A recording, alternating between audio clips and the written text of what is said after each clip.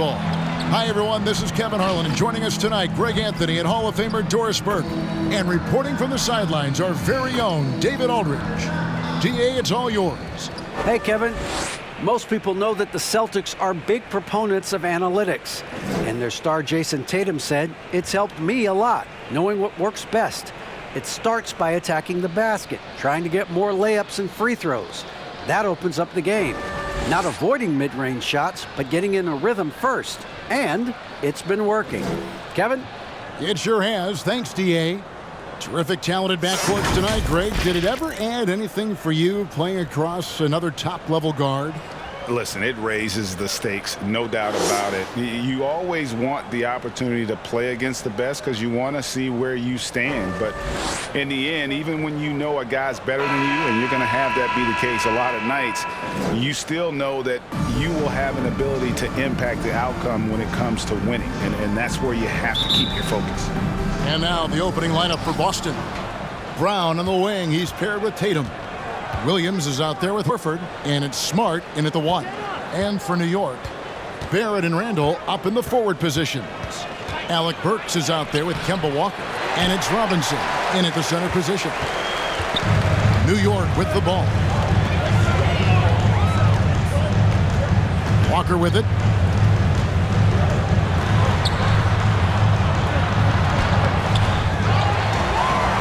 Robinson down low, guarded by Horford. Outside, Walker. 6 on the shot clock. That shot, no good. I think this is a spot he has got to become more consistent from if you want to command the defender's respect. Smart against Walker. And the foul on Alec Burks. That is his first foul of the game.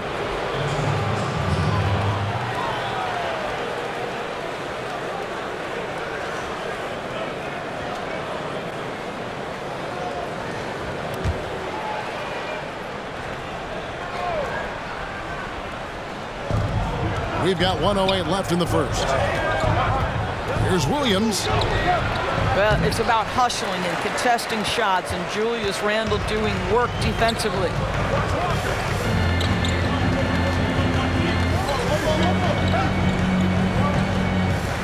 Kicks to Barrett. Some nice passing by New York here. Robinson a screen on Smart. And the rejection by Tatum. Pass to Smart. Brown feeling out a bit. A shot. And that one hits back iron. Yeah, scoreless here early after their first 4 shots. They, right now, are searching for a bucket. Walker the pass to Robinson. Up top, Walker. Releases. The putback. He hangs in there and cashes in on the second chance points. And there it is. After 4 straight misses, finally nail one. Outside Tatum. Lets it go from deep. A three-pointer is right on target. Well, the ability to stretch you to deep, and Tatum's impact is so profound. From deep, Walker. 1 quarter in the books, and it's been a close one so far. Boston on top, up 1. We'll take a quick break, then get you back to the action.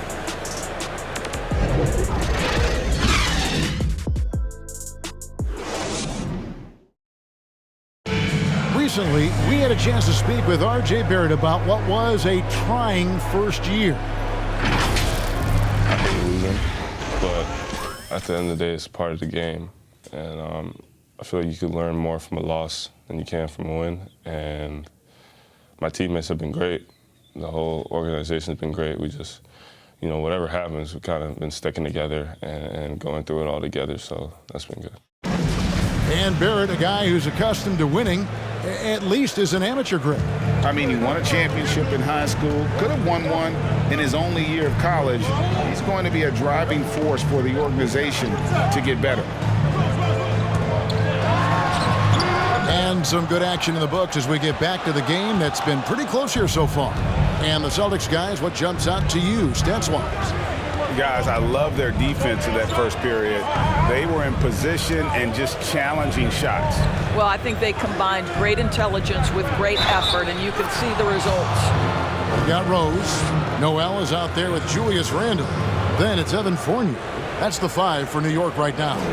In his career, surprising some scouts, Tatum's hit a high percentage of his threes. The difference last year, he took a whole lot more of them. He understood, Greg, that his game needed to be more efficient. Far fewer mid-range, long-range twos. He almost doubled the number of three-point attempts from the year before, and that was by design. This guy understands success in the modern NBA, plays at the rim, and plays from three. Now here's Rose.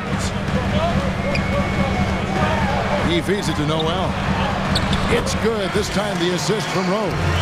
No one's ever questioned his court vision. Rose playing unselfish basketball, being the leader this team needs him to be. Cantor kicks to Williams. Fournier against Tatum. It's rebounded by New York. Outside Fournier. Driving in. And the basket is good. Fournier's got his first bucket in this one. Well, exceptional at giving you that extra burst necessary on the drive. That's pretty. Tatum finds Richardson. Cantor with it. Left side Tatum. Just 5 to shoot. Tatum draws the double. Richardson for 3. Knicks with the rebound. Randall's got his 4th rebound with that last one here tonight. And it's Rose penetrating.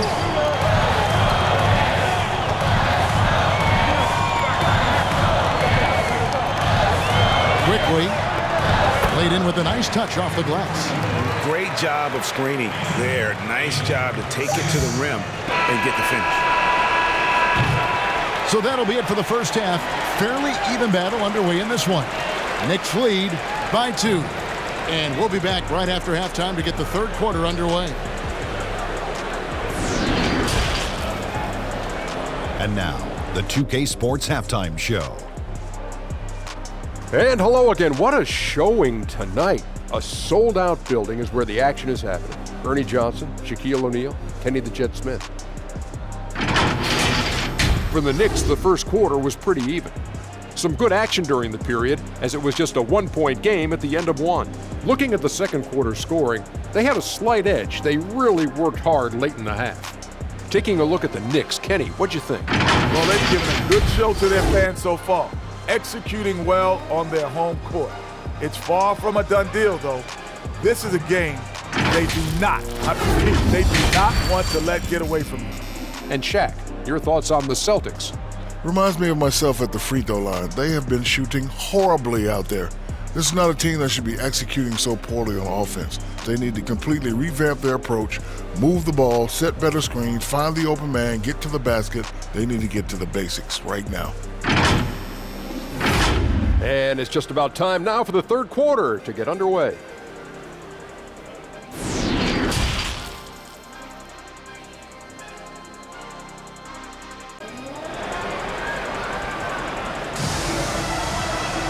Second half of basketball upon us. We may be in for an exciting finish based on how close of a game it's been so far. One of the stories here, Jason Tatum getting it done today. And even with the defense shading towards him on every trip down, he still finds a way to come up big. Well, he knows they're coming for him, but he's accustomed to that kind of attention, and he's quite comfortable dealing with it. And in that first half, we saw a pretty tight battle. We'll soon find out what sort of adjustments were discussed during the half. Our second half of basketball, and presented by Gatorade. Let's see who's all fueled up and on the floor to start the third. On the court right now for the Celtics. Brown on the wing. He's paired with Tatum. Williams is out there with Horford, and it's Smart in at the point guard. R.J. Barrett, the ability to make adjustments in high speed, gets his shot off despite the defender and the contact.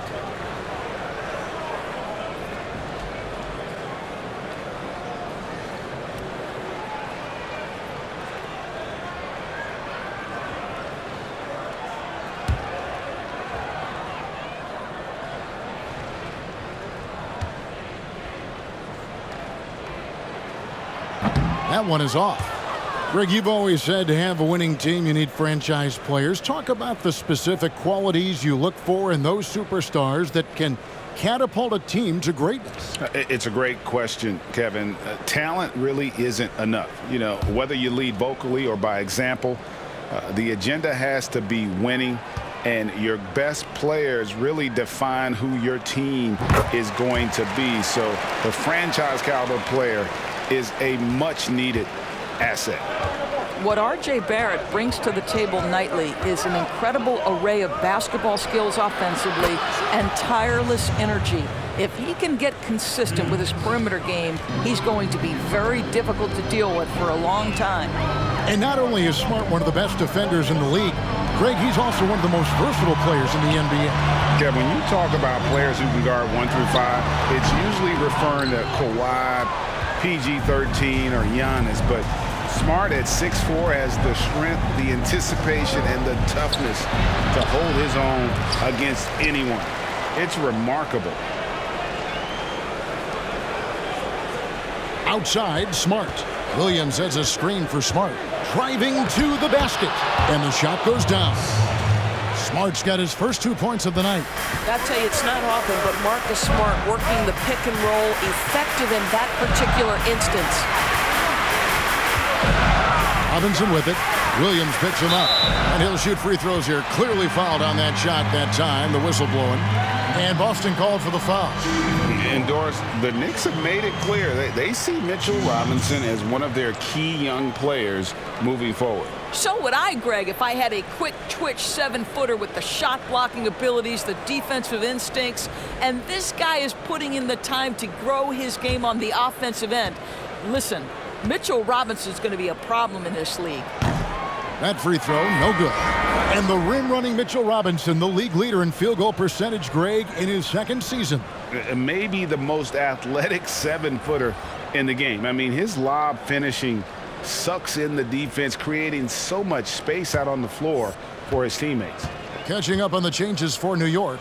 Noel's checked in for Randall. Evan Fournier comes in for Alec Burks. And it's Rose in for Walker. The one challenge Mitchell Robinson has had through the early portion of his career is a little bit of foul trouble. Nice to see him get to the line for a little bit of payback. One thing we know about him, he's got to stay on the floor to be effective. Pass to Dunn. Clock at 6. Here's Horford. That's in, coming off an assist from Dunn. This is how Al Horford has adjusted to make himself a modern NBA big. In rhythm, off the catch, beautiful. Just 1 second between the shot clock and game clock. Outside Rose.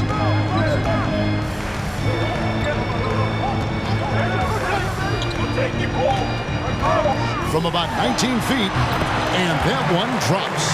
Rose has got his first 2 points.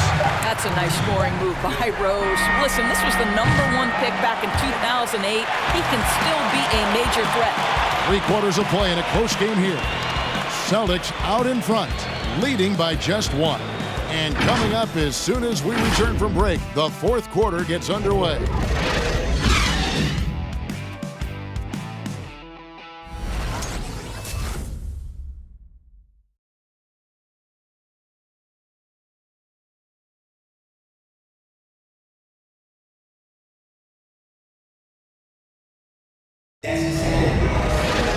And it's been a very competitive game so far as we get rolling here in quarter number 4.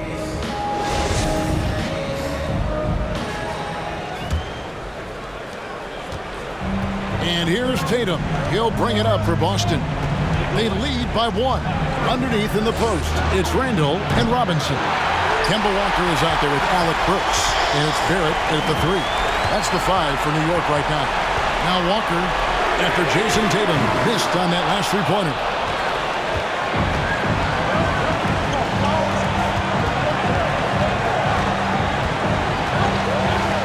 Outside, Smart. Hands it from downtown. Smart's got the lead up to 4 now for Boston. How about the poise of Marcus Smart under duress? Delivers a big-time shot. Walker the pass to Barrett.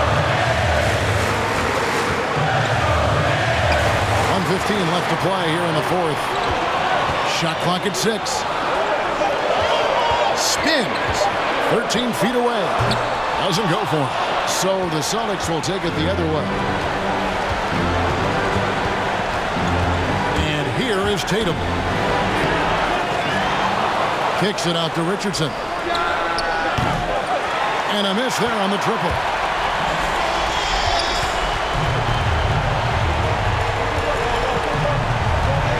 And here's Walker outside. New York, no good that time either. And so they foul intentionally. Now a timeout called by Boston. They're ahead by 4. There's 38 seconds left in the fourth quarter.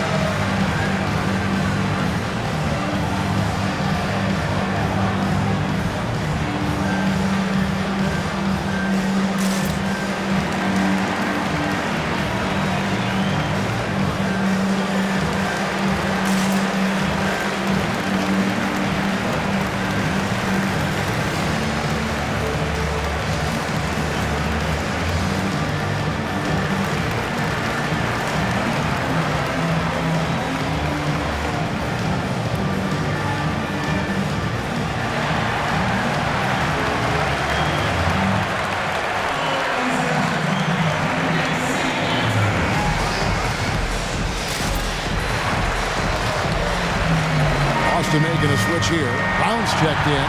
And now, a moment to present the New Balance Player of the Game, Jason Tatum. And when a player scores over half his team's points, you know he's going to be our pick. Even when he's been the exclusive focus of the defense, they just haven't been able to keep him in check. A tremendous individual effort. All right, let's catch up with our sideline reporter, David Alder. Thank you, Kevin. During the last break, got to listen in on Ime Udoka's huddle with his team. He told his guys, that team is not going to give it to us. We have to take it. That means staying aggressive and playing with no fear. Kevin, back to you.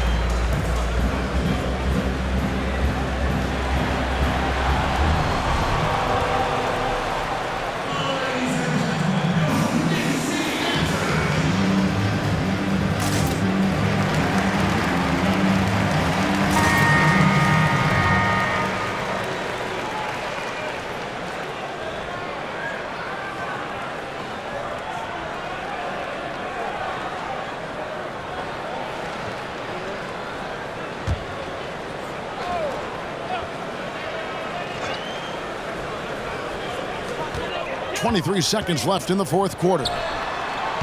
He's off on that one. Done outside.